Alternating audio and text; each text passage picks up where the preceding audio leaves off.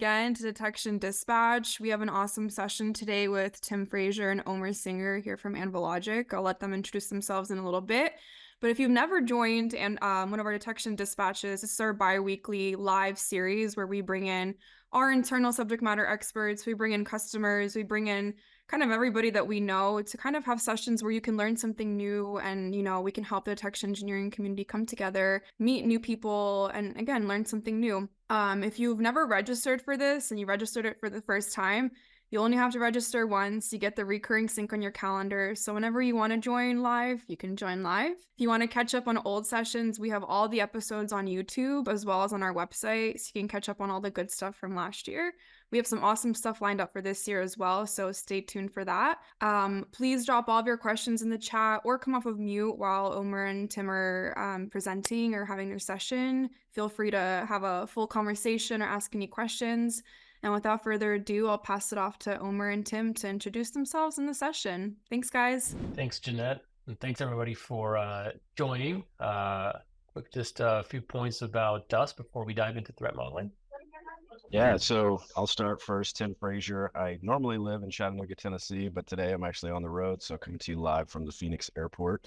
I am a senior sales engineer here at Anvologic. Spent some time in a couple different companies, most notably helping build out security operations center at a large power company in Tennessee. So have practitioner experience in my background, and living in Tennessee near the lake, I do enjoy water sports. So just a tidbit, fun fact about me. Awesome. And I'm Omer. I'm based in Los Angeles, lead strategy at Anvologic, previously at Snowflake, led cybersecurity strategy, and so part of the security engineering team there before that as well.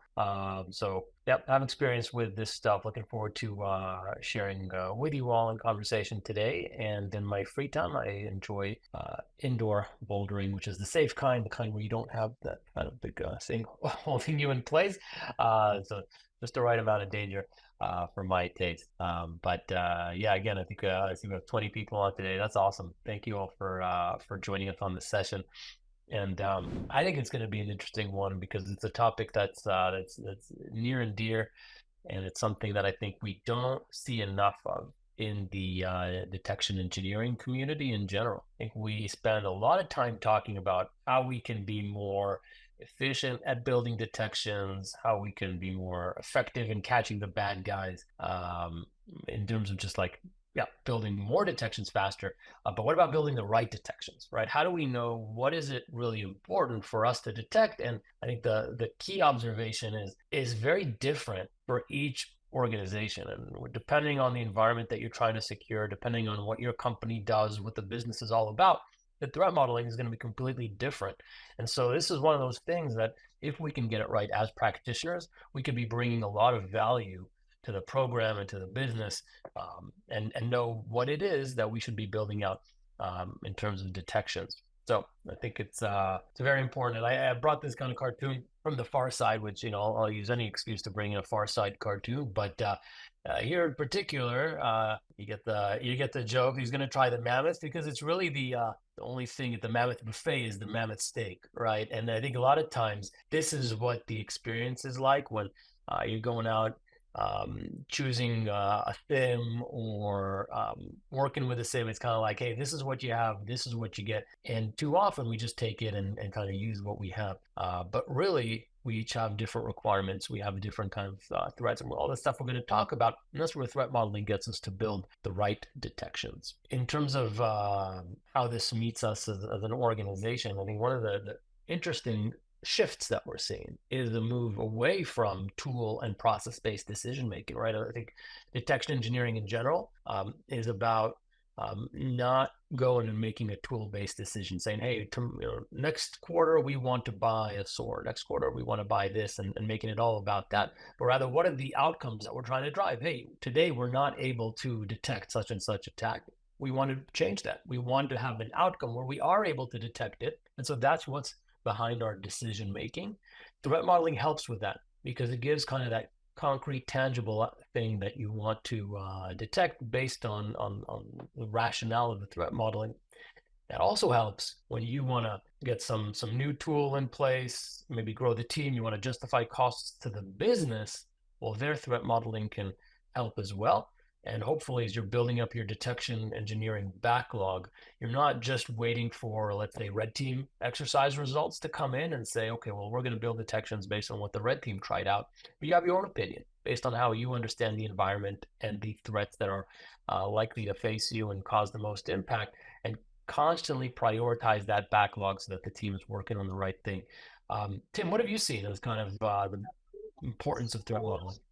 Yeah, I was actually gonna make a different comment, but and threat modeling is very important because I think the alternatives are something that we should mention. Is like if you're not doing this, then you're kind of left to the whims of the way the wind is blowing. And so it's like, oh, whatever, the most recent thing that has happened in your environment that's like, oh, we just got this news story, maybe we got to jump on that one, or maybe we had that pen test like you're talking about. But you can never really kind of have a strategic way to go about this if you're not really analyzing what's important to your business and how cybersecurity attacks and threats can affect that. So I think it really provides the traceability, I like to say, from what matters to the business all the way back to what you're doing on a day-to-day basis as a detection engineer. Because otherwise, we can feel very disconnected or disjointed from the overall way that the company we work for makes money, right? And that's kind of important, especially in cybersecurity. We can become disconnected very quickly from that. And so we really have to kind of go back to what's important to the business.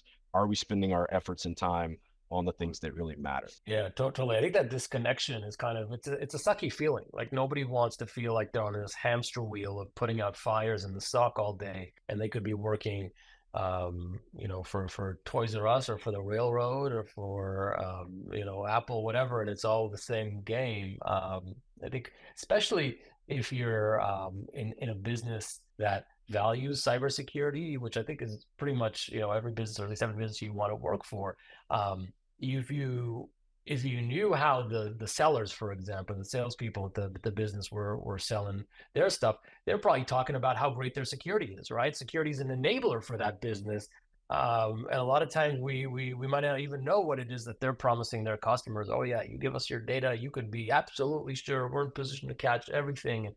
And if there was a breach, right, that would make that a lot harder for them to get that business. So yeah, that is a way to feel better. What was the other point you wanted to make, if you still have it? Yeah, just to say the alternatives, like the reality is that it's everybody kind of knows, I think in general we should be doing this, but it doesn't always become something that is integrated in our day to day. And so oftentimes we can just be kind of going with whatever strikes our fancy rather than being strategic about it. So to your point, as a business enabler, right? Like especially in today's modern environment where privacy and data security and all these things are so important, building the detections that protect those things become even more important to the overall business. So it's again provides that motivation that all of us need. Yeah, what's your sense? Do you think like more than half of detection engineering teams are doing threat modeling, or less than half, if you had to bet? Hey, I saw Nick come off mute. Did you wanna make a comment here? Nope. Excuse me, I'll be getting an announcement over here. But I think give me 1 second. Yeah, and Nick, if you did come off mute to share, we'd love to hear also from you, to see Shoji. Anybody want to share kind of, you don't have to talk about your own organization, but just from speaking to your friends and peers, kind of, is it more than half or less than half security teams doing this today? Yeah, I think my sense is that I think depending on the degree we say is doing it, right? Does everybody kind of think through at a high level, like, we all know we should start with a risk assessment. We should think about, what matters to our business, but do we really provide the level of traceability that I think we'll get into today, Omer, on what a good threat model looks like? I would say the number drops off. There's a lot of SOCs that just kind of go, oh yeah, we got to protect our information, and the threat model stops there. But when it comes to really kind of providing the step-by-step specifics on what type of things are our threats, and then what are our detection strategy doing to address that, I think the number does drop below half, but that's just from anecdotally, speaking to different people. I think that's right. I think your point about degrees is a good one, because maybe there was threat modeling done 3 years ago and it was recorded in some Confluence doc, And like an auditor asks, we can go and we can show them that threat modeling was done at some point. But is it something that is done on a recurring basis? I would say at least quarterly, ideally monthly or even weekly, go in and revisit the backlog, have it be a living document, maybe even in something like Jira rather than a document where it's constantly alive and can be prioritized. But let's get into all of that. There's no one right way to do threat modeling. I think there's a bunch of different books that have been written, articles that have been posted on different approaches. And there's also threat modeling that's done with more of an application secure development lifecycle in mind. And it's a little bit different than the threat modeling that's done with detection engineering in mind. So there are going to be different approaches. But today, I want to share with you an example of an approach that I've used in my past, my experience, and I think is particularly helpful as there's kind of these bigger shifts happening around the SOC, around like, where is data living? Is it in the traditional SIM? Is it in the data lake? Like, there's a lot of stuff that's changing. And I think this model of a detection responsibility handshake becomes increasingly relevant. So what is this detection responsibility handshake?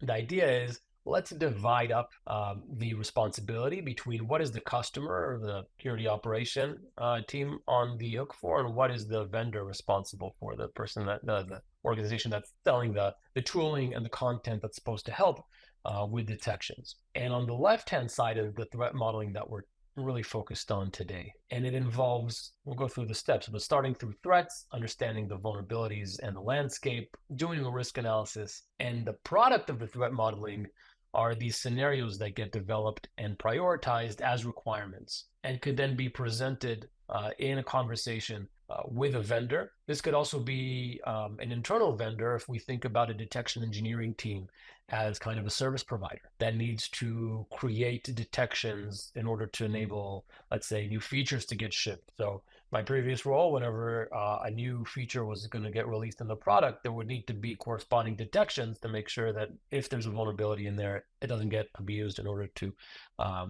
break out of that feature, get into the rest of the environment, steal data, all that stuff.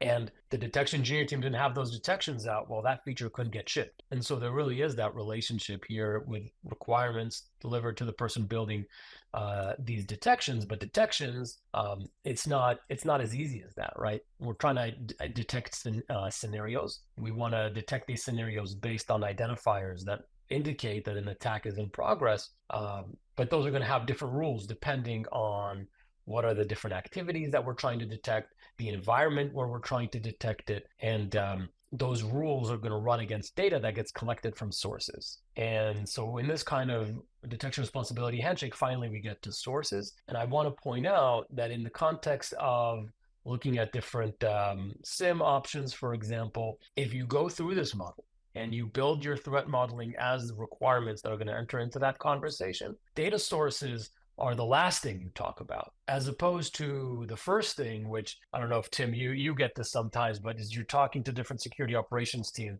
and when you ask them, hey, what do you need? And it's like, well, I need to be able to collect XYZ source. When really that's nobody's job, right? 100%. No, that is exactly the way it comes across, is that, customers, when they're talking to us on the vendor side, they're like, well, I need to be able to ingest this and this data source. And, we can, of course, answer those questions, but I think, Omar, what you're driving at is so much more important, is like, really the why are you trying to address those sources, right? And do you have the answer to that why? Do you understand what it is you're trying to detect and why you're trying to detect that? And I think that's where this model really kind of outlines that, because ultimately this is like what this reminds me of every time I see it is the the AWS shared responsibility model for cloud security, right?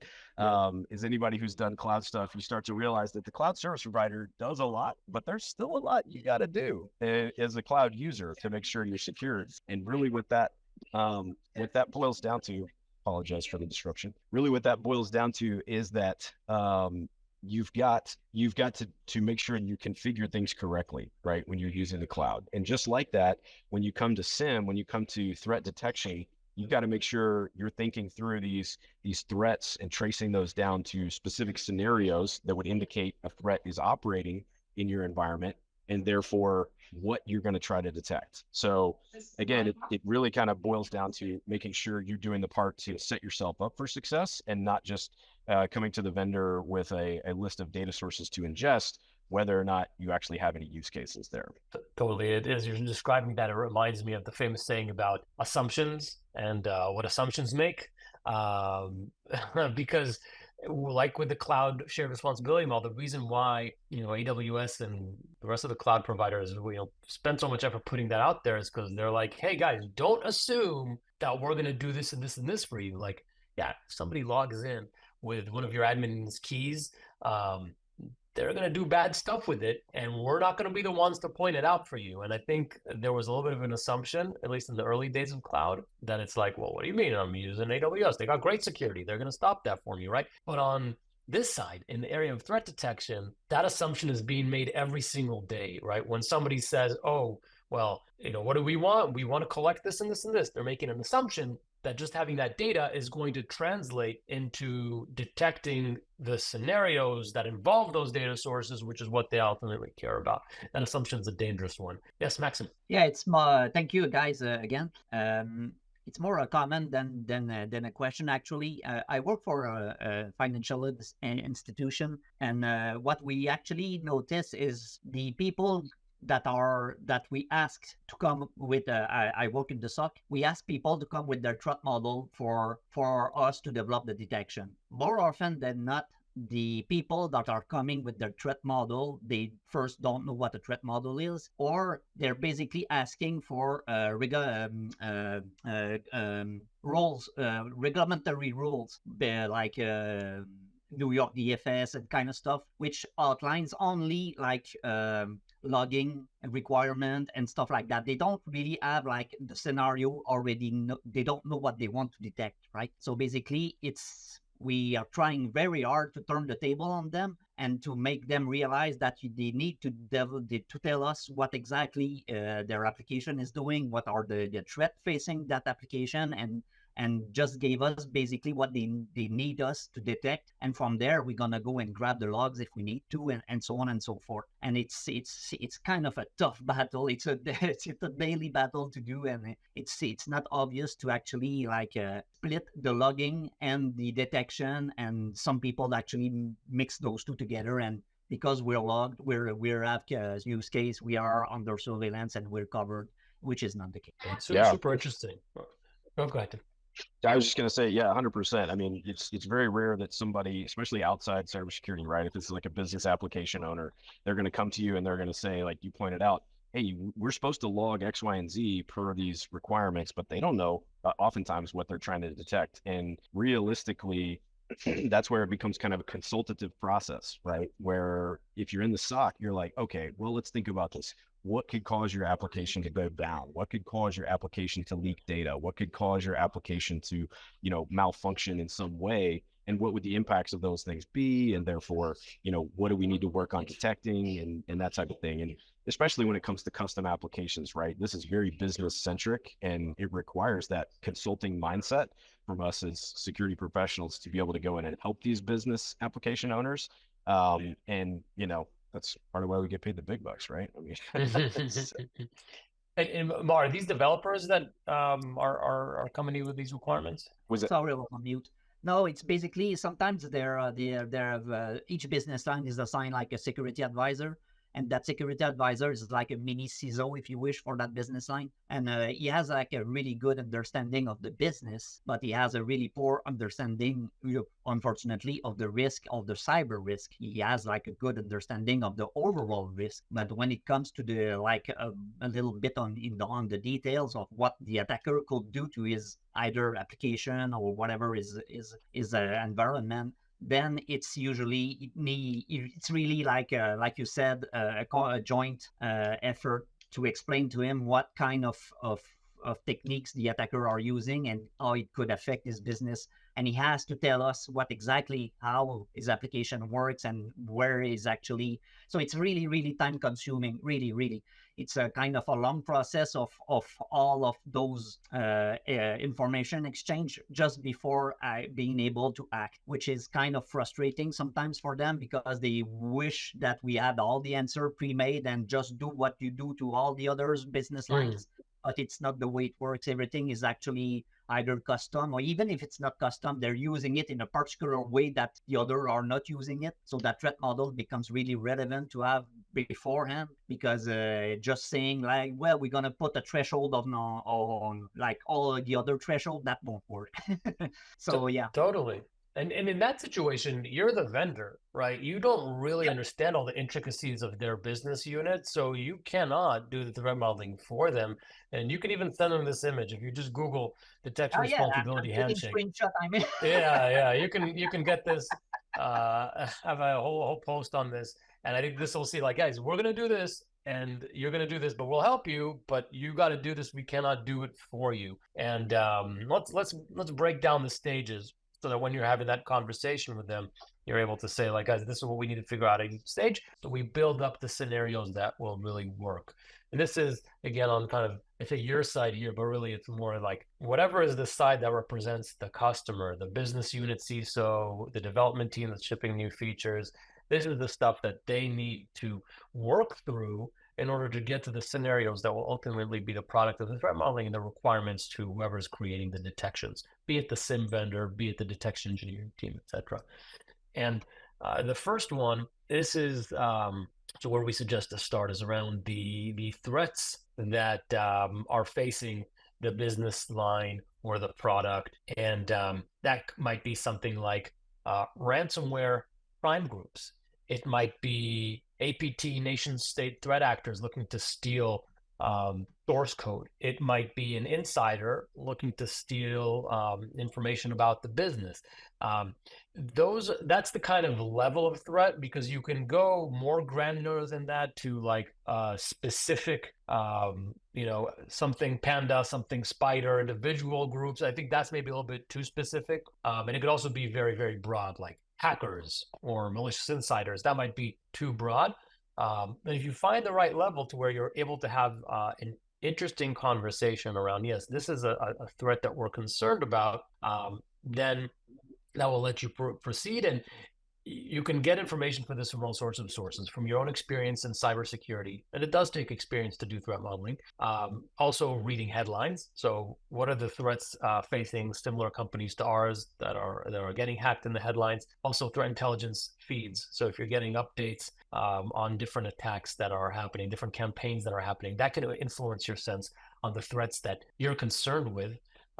Tim, any other kind of approaches to coming up with threats that matter to get started? Yeah, I mean, obviously, like you mentioned, looking out at what's out there. I think there's also the kind of understanding of what's possible too, right? I mean, this is more of kind of the what if, but when you're thinking about specific industries, especially like I used to work in critical infrastructure, right? Like there's a lot of, hey, this maybe not have happened at the scale or the way that, we're talking about a potential, a what if, but man, it would be really bad if it did. So we've got to think through those scenarios, the possibility that may not even have been realized yet. If you start extrapolating, if we go all the way back to like a Stuxnet, and you think about, ICS attacks, those types of things, those can be significant threats, even if, your organization hasn't experienced it or we haven't seen those types of things. So just really kind of going back to those things that could have the massive impact are important as well. Yeah. I love that about threats is the what if, and then with the next stage, which we call vulnerabilities, it's like what might this target in our environment, and vulnerabilities. Maybe that's a little bit of a confusing way to think about it. You could think about this as your exposure, your attack surface. So this is where you're no longer thinking about what's happening outside. This is like, what do we have where we could be targeted? Because if all of your sensitive information has been printed out on paper and buried in the backyard, then you're going to be thinking about this very differently than if these are, services that are connected to applications that customers are interacting with. And if you know that some of these systems hosting those services have not been patched for the latest XYZ. And the reality is nobody's at 100% patched. So it's not a question of if, it's a question of where and how much. If you know what it is that you're supporting. So for example, if you're letting customers bring their own code to run in your environment in order to do certain calculations, for example, then yeah, maybe there's a certain level of vulnerability to a breakout attack that's going to result in a successful kind of access to some of our environments. So vulnerabilities at this stage is when you look at what systems are actually in place in your environment that the threats might be targeting. And combining those two in risk analysis is where you start talking about the probability and the impact. So there might be nation state APT threat actors out there, and they might have the capability to break into your environment. But if you're a seed stage startup that is really just working to get off the ground, probably you can estimate that the probability of a nation state APT choosing to invest its precious resources targeting you, probability that's going to be pretty low, right? And so maybe that is not something that you need to worry about so much. But if you're about to make a major press release, and maybe similar companies to yours have gotten hacked in a specific kind of way, and you have similar exposure, well, maybe the probability there is higher, and you know that the impact is going to be substantial. That factors into risk analysis on that combination of threat and vulnerability. I don't know if Tim, are you a fan of trying to come up with a specific number, high, medium, low? How do you like to think about risk? Oh man, risk is a touchy one, right? I mean, it's an overloaded term. First off, when you think about, we were talking specifically cyber risk, but I've been in certain places, certain customers, certain banks that literally they got banned in cyber from using the word risk because like the business uses the word risk for, how they're deploying capital and whether that's actually, at risk and what the level is there. So it's an interesting one, right? And I've helped customer back in my consulting days build a risk management framework and a whole program around how to think about risk. And yeah, you can do quantitative, you can do qualitative. There's a lot of those ways. The way I think is like you can get bogged down in it. And I think, simplistically and high level, you want to start somewhere and then you're going to iterate on it. So like you just described, as you go through that process, thinking about what are the things that we really want to prevent from happening. Those are the risks that we need to address. Those are the risks that we need to make sure that we're detecting. But I would just say the best thing you can start off with is just like a prioritized list. And yeah, it does go into that, kind of probability impact kind of calculation. But really, if you have your top 5, your top 10, like that's the place to start in my mind. Is just like, hey, we got to start somewhere. These are our things that can shift over time. But yeah, if you can really go down a rabbit hole here if you're not careful. Yeah.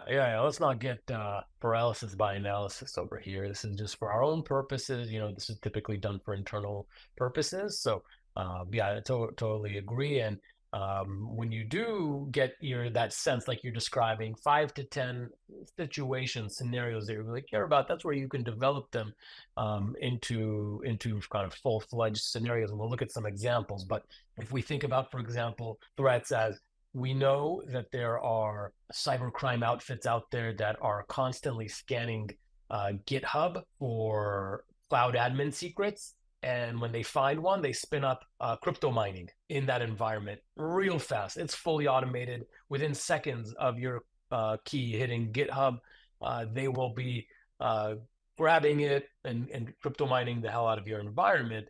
And if you do have kind of that cloud environment, then maybe you don't have a ton of automated monitoring in place. That would be the vulnerability. So we talked about a threat. We talked about the vulnerabilities. That's our AWS environment where, yeah, the keys that our admin uses has a ton of permissions because we haven't gone really granular in our RBAC yet, right? So now we're thinking about the vulnerabilities. Let's turn that into risk analysis. The probability is pretty high because we know our developers they're working 100 miles an hour. They're in a rush to ship some of these features, and we think the probability is decent right now that they will accidentally publish their cloud API keys to a public repo. And the impact of that would be substantial because we're kind of stretched for a budget. We don't want our AWS credits to run out, whatever. And so we really would like to avoid a crypto mining kind of situation. And so the scenario that is the output of that really lightning round threat modeling that we just did is developer exposes the API key through a public code repo, and an automated attack uses that credential to start crypto mining in our cloud environment. That's the scenario. And that is what we can then take to our vendor who's giving us detection rules, or to the detection engineering team, and say, here's a situation, a scenario that we're really worried about. Can you catch it? Can you catch this attack? And at that stage, what you don't want to hear is a yes or no, right? What you want to see is, yeah, we have a scenario-based detection to identify compromised cloud access token used in crypto mining attack, right? That could be a scenario-based detection. And the threat identifiers involve signals from the code repo, signals from the cloud environment, and signals from a baseline of normal activity versus not normal activity, right? Those might be examples of identifiers, all of which we want to combine through rules. And notice that these rules are going to be different, because if this is the environment that I just described is a GCP shop, it's not going to be the same rule as if the environment is in an AWS shop, right? The rule is going to be, that's code, right? It's detection as code. Those rules are code, and it's going to be specific to the environment. So as a vendor, I can't say I have your scenario covered if my rules are only built for AWS and you're a GCP shop. So you really want to understand the rules. And when we get through the rules that are involved, now we can talk about data sources. Okay, I need your GitHub logs of what's being checked in and out of your code repo. I need to see the CloudTrail activity if you're in AWS. And maybe I also want to have some baselining in another data source. Could be something that you generate based on normal activity for your developer users in terms of resources that they spin up. And then, well, nobody ever spins up, 50 heavy servers in an hour. Like, that's never happened in the history of our whole development team. Now it just happened, right? I want to be able to flag that. So those are all examples of sources, and now you could have a conversation about sources. And that's it. We just went through the whole handshake. So we'll pause here. Any kind of thoughts, questions, and concerns from the audience? Yeah, I'd love to hear some folks chime in, but while they're finding the unmute button and thinking about it, my comment is that I really like how you said we don't want to hear a yes or no from the vendor, right? Because it's so easy for a vendor to just say, oh yeah, we detect that. Yeah, we have out of the box rules for that. And it's like, but I actually want you to show me your work, right? And I love this kind of framework that forces the vendor to show the work. It says, okay, here's the scenario. Here's the combination of individual behaviors that would identify the type of attack, the type of threat scenario that you are describing, Mr. Customer, Mrs. Customer. Here are the specific rules for your environment and your data source, the threat identifiers and combination there that would be able to call out that specific activity. And therefore, these are the data sources that you would need. And so that really provides that traceability all the way down, rather than, like we talked about at the beginning, just start with the data sources. Can you ingest these? Well, yes, but then what? Why does that matter, right? So I'm big on traceability, and I love the way that this kind of brings that all around full circle. Awesome. Anybody from the audience want to share their thoughts to this? We kind of build that kind of we call it the catalog, basically the detection catalog, and we documented them with data source type and what the rule actually does and the specific of the rules, and we made that available for exactly the customer, basically. So when the customer comes with his hopefully his threat model, we can actually piggyback quickly on that catalog, see if there's anything in there that's going to fit the bill first, and if not, something that we can actually just start from there and customize it and make like a clone and rename it and do the modification on it. And as we go, that catalog is updated, and it's like our main database that's actually we can present and go or do a roadshow doing. We detect those things in those cases with those specific. So basically, now that the customers, or in my case the security advisor, are already knowing, have an idea of what we can do and cannot do, and it helps them a lot to actually in their request. Awesome. I'm glad to hear that's working. Sounds like you definitely have it going in the right direction. And these kind of scenarios, this whole approach is a good tool for STEM selection and optimization. So as you're like we've mentioned this a few times now, if you're going and you're looking to buy a new tool, or if you're just using an existing tool, you want to get more value from it, rather than being in like a hoarder's mentality of just, I want to get more and more data. It's all about getting more data sources. Coming into it with like, these are the kinds of attacks that we care about, and can we catch them, or what do we need to do in order to catch them? Super helpful. I don't think it's the standard, right? So I'm not going to name and shame kind of the vendor that I grabbed this from, but it is from the website of a leading SIM vendor, which is like rules by the pound, 2,500 plus rules and models. Hey, that must be better than if I only had 1,000 rules. And I think we got to get out of this kind of conversation. Nobody should be impressed by number of rules, but rather have an informed conversation around, like, do you detect the kind of scenarios that we care about? And that's the smarter approach to SIM selection. Some examples just to see like, what can these conversations go around. So here's an example of kind of a summary of a threat scenario that's pretty tricky to catch, but definitely one that a lot of us are concerned with. Supply chain malware filtration. We all use third-party components in our software. So what if the threat actor uses that in order to infiltrate into our environment? And detecting this stuff requires looking at a lot of different things. So looking at the different libraries that are used, and hopefully there's some application that is keeping track of what components the developers are using, and can flag those either for anomalies, for known bad stuff. Then comparing also what maybe even ideally in a lab environment, we're deploying our software and seeing, wait, is it phoning home? Is there a kind of network communication from stuff that when we run it, we see it call out somewhere? This might involve looking either at operating system logs to see network connections there, or at the network level.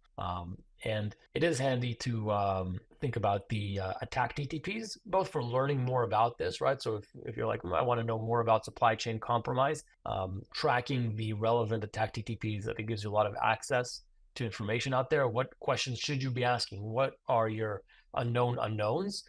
Definitely important to keep an open mind around that, and also to start grouping different rules together, right? So we heard that if you have a catalog of rules, that's helpful. How do you see what's related, and maybe even able to suggest, okay, we know you want this rule. What about this rule, which is tied by TTP? Another one is around ransomware affecting cloud storage services.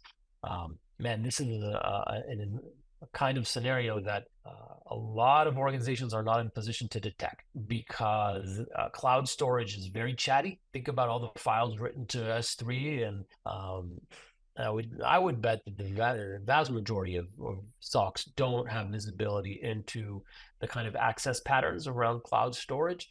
But if this is the scenario that you're worried about, then it's worth thinking about, how do I establish that visibility? I don't know if Tim, you've had a chance to discuss this particular scenario with anybody.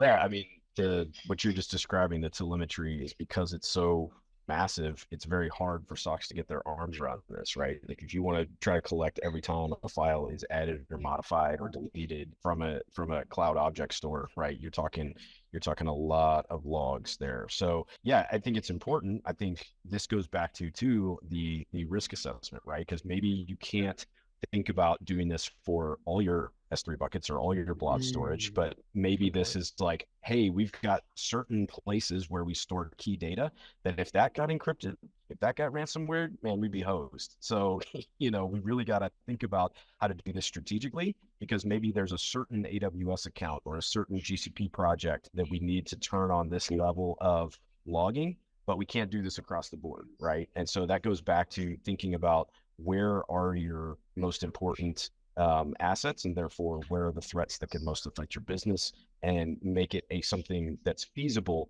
rather than just trying to look at, eating the whole elephant or mammoth, depending on how. nice callback. And this is why threat modeling is so awesome. What you just described, I think everybody in this room is smarter for you having brought up that idea of, let's think about maybe particular parts of our cloud storage. And it's by working through these threat scenarios, we get to talk about stuff like that. And if the conversation was just about like, are we collecting S3 object access logs, yes or no? It's kind of a dead end conversation. It's really stuck. So yeah, threat modeling for the win. I think one more example. This is more around kind of an insider threat or a spear phishing victim, somebody that falls victim to their email compromised, and some email forwarding rules are put in place. This is where you can look at existing alert sources. So maybe you have something like a Proofpoint or a Mimecast that's keeping track of email forwarding rules, or maybe you're just getting the raw activity and building your own rules, but correlating that with what you're seeing in terms of data exfiltration, for example, is going to be key, and it's a totally different area that you're looking at with a very different kinds of attacks, kind of sources, kind of logic. So we could see how threat modeling applies very broadly across the entire environment. Yeah, I was just going to say on that one real quick. I think that was that's an interesting one, because I don't think a lot of people are thinking about that, in terms of a logging source of like, I'm going to log every time somebody changes an email forwarding rule, right? Like that's not the number one that I think of, right? But it is something very interesting, especially as we think about data exfiltration, or as a way to identify a compromised account, right? Which is so often hard to do with somebody who's obtained valid credentials. So it's just one more avenue to kind of think through that, and that's where I think as you're about to get into next, right? Using external sources to kind of think about needs in different ways can be so helpful. Yeah. Totally. I mean, we're really turning kind of the attacker's advantage against them, right? They're kind of counting on us not watching for this stuff, but we know that a lot of attacks involve the bad guys hiding what you're going to see in your inbox, forwarding it to them, etc. So this could be a way to really light them up. But to your point, it's hard for us to, as human beings, to keep all this stuff in our head, and to, if we just need to like spit out a list of all these different things that we should be worried about. I mean, it's a long list. And so how do we even get started? And this is where I found ChatGPT to be really helpful. And if not everybody's tried this, and probably not everybody's tried this, really recommend taking some time to practice threat modeling with ChatGPT. I did it as kind of an exercise to try to come up with a long list. I wanted to have like 100 threat scenarios. Probably that's more than kind of how many detections you're going to be able to build in a month or in a quarter even. But that's fine, because maybe you have a big backlog, and then